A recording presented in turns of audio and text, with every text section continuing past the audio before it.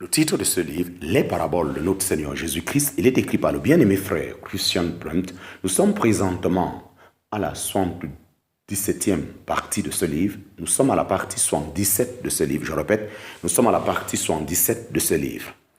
Chapitre 5, petit 7, suite. Chapitre 5, petit 7, suite. La parabole de l'esclave fidèle et du méchant esclave de Matthieu chapitre 24 n'est-elle pas en heureuse harmonie avec la belle manière d'agir des pécheurs ici? Le Seigneur a du personnel et il prend soin de ceux qui appartiennent à sa maison. C'est pourquoi il a établi un esclave sur son personnel pour qu'en son absence, il leur donne la nourriture convenable au moment convenable. Il apprécie tellement ce service chrétien qu'il dit: bienheureux sont ces esclaves que le maître, quand il viendra, trouvera faisant ainsi, en parenthèse, Matthieu chapitre 24, versets 45 à 46. Il ne s'agit pas ici de l'annonce, l'évangile, mais du soin pris envers ceux qui sont dedans, le service du vrai sens chrétien. Dans cette parabole de Matthieu chapitre 24 dont on vient de parler, pas plus que dans celle du filet et des poissons, on ne trouve de changement des personnes. L'esclave établi par le Seigneur sur son personnel est le même qui vit encore à la venue du Seigneur. Il en est aussi de même dans la parabole des 10 vierges. Les 10 vierges, les vierges sorties au commencement, sont les mêmes que celles qui, à la venue de l'époux, entrent aux noces avec lui. Il en est de même ici. Les pêcheurs qui ont jeté le filet dans la mer sont les mêmes qui, quand il est plein, rassemblent les bons poissons dans les récipients. Quelle leçon faut-il en retirer? Que l'Écriture n'a déterminé aucun espace de temps important jusqu'au retour du Seigneur pour les siens. Il vient bientôt, attendons le don chaque jour. Il vaut aussi la peine de noter le contraste avec les paraboles de l'ivraie du champ. Cette parabole prononcée devant les foules montre une mise en botte et un rassemblement des méchants sur la terre. Ils attendent le jugement.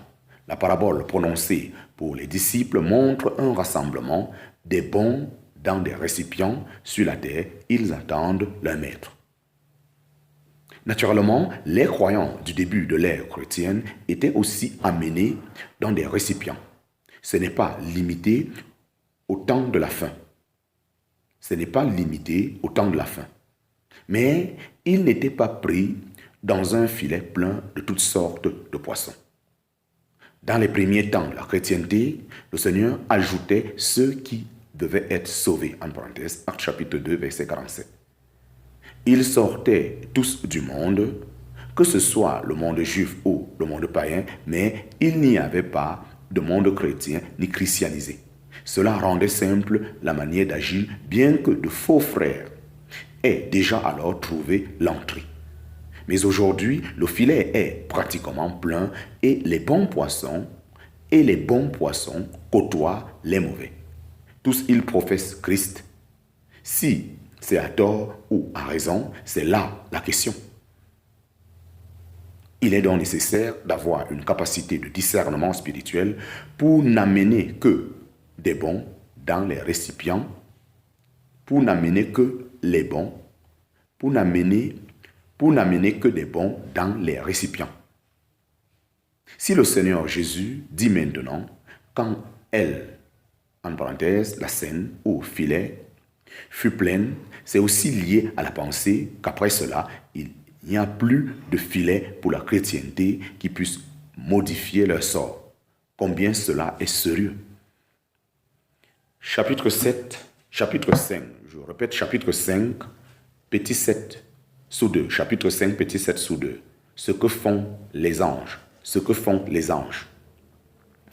La scène du verset 49 de Matthieu chapitre 13 n'est pas quelque chose qui a directement à faire avec la parabole, car elle se termine au verset 48 de Matthieu chapitre 13. Mais il a plu au Seigneur, comme dans la parabole de l'ivraie du champ, d'ajouter une explication.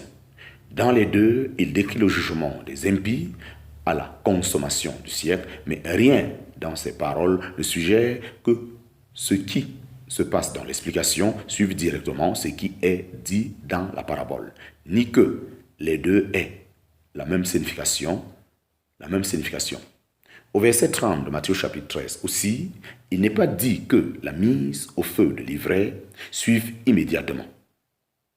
Pour la brûler, ne fait qu'indiquer l'intention, mais non pas l'exercice du jugement, selon l'expression « ils les jetteront dans la fournaise de feu » du verset 42 de Matthieu chapitre 13.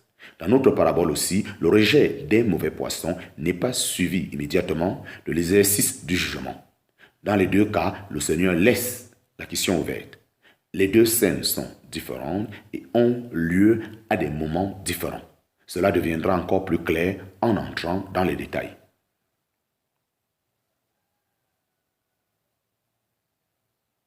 Nous avons déjà vu que les pêcheurs sont d'abord occupés avec les bons poissons. Les justes, ils les rassemblent dans des récipients. Avec les mauvais poissons, ils n'ont rien d'autre à faire que de les jeter dehors. Mais à la consommation du siècle, c'est le contraire qui se passe. Les anges sortiront et sépareront les méchants du milieu des justes et les jetteront dans la fournaise de feu, en parenthèse, Matthieu chapitre 13, versets 49 à 50. Les pêcheurs avaient séparé les bons poissons du milieu des mauvais, en parenthèse, les professants sans vie, et ils les avaient mis dans des récipients. À l'inverse, les anges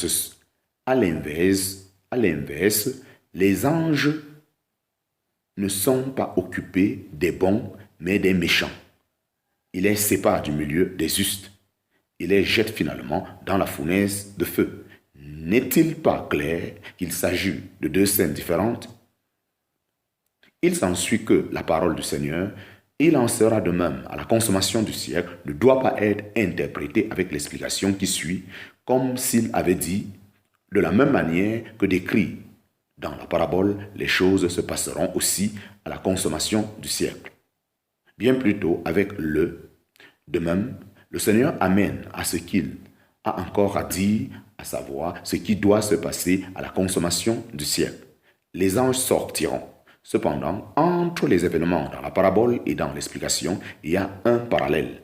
Les deux ont lieu au dernier jour. Les pêcheurs développent leur activité quand le filet est plein, c'est-à-dire au moment de la fin des temps de la grâce. Les anges entrent en action quand est achevé, en parenthèse, consommé, le siècle dans lequel le royaume des cieux existe en mystère. Les deux époques ne sont pourtant pas identiques. Nous devons penser que le royaume des cieux se poursuit aussi après l'enlèvement de l'Église. Il y aura alors encore des saints sur la terre. Ce ne seront plus des chrétiens, mais des juifs croyants et des gens des nations qui croiront la prédication du royaume par les envoyés juifs.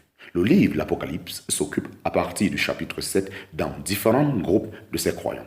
Il leur faudra passer par une tribulation sans pareille. De quelle manière le Seigneur les sauvera-t-il de leurs adversaires? Par le fait que lui-même, suivi de ses armées célestes, viendra au ciel et exterminera leurs ennemis, en parenthèse, Apocalypse chapitre 19, verset 11 et suite. Que les anges soient particulièrement les exécuteurs du jugement, cela ressort clairement d'autres passages du Nouveau Testament, en parenthèse, par exemple, Matthieu chapitre 16, verset 27, 2 Thessaloniciens chapitre 1, verset 7, Hébreux chapitre 1, verset 7. Que les anges soient particulièrement les exécuteurs du jugement, cela ressort clairement d'autres passages. Cela ressort clairement d'autres passages du Nouveau Testament. Par exemple, Matthieu chapitre 16, verset 27, 2 Thessaloniciens chapitre 1, verset 7, Hébreux chapitre 1, verset 7. Si les saints jugeront le monde et même les anges, en parenthèse 1 Corinthiens chapitre 6 verset 2 à 3, ce n'est pas à eux mais aux anges que Dieu a confié l'exercice de ces châtiments qu'il doit infliger sur la terre dans sa providence et son gouvernement. Les injustes seront donc retirés du milieu des justes et conduits pour le jugement. Les justes, au contraire, entreront dans le royaume de 1000 ans et auront part à sa bénédiction. Alléluia, Amen.